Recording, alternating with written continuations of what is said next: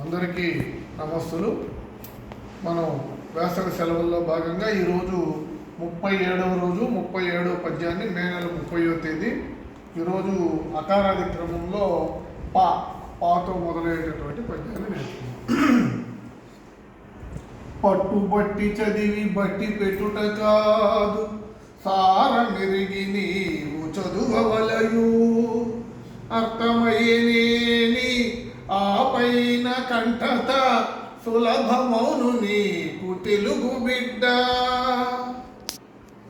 మరోమారు పట్టుబట్టి చదివి బట్టి పెట్టుట కాదు, సారమెరిగి నీవు చదువవలయు, అర్థమయ్యేనేని ఆ పైన కంఠత సులభమౌను నీకు తెలుగు బిడ్డ.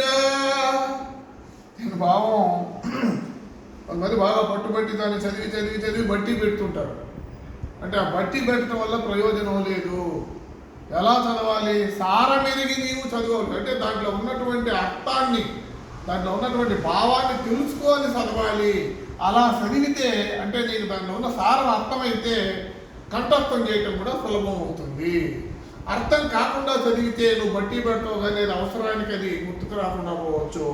కాబట్టి మనం నేర్చుకునేటటువంటివన్నీ కూడా అర్థం చేసుకుంటూ చదవాలి. అలా చదివితే కంఠస్థం చేయటం కూడా సులభం అవుతుంది అని నార్ల చిరంజీవి గారు తెలియజేస్తున్నారు. ఇప్పుడు నేను చెబుతాను, మీరు అనుసరించండి. పట్టుబట్టి చదివి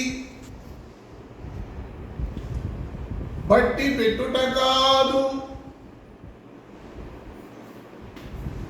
సారమెరిగి నీవు చదువవలయు, అర్థమయ్యేనేని ఆ పైన కంఠత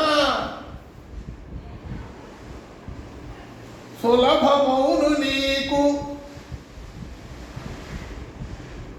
తెలుగు బిడ్డ.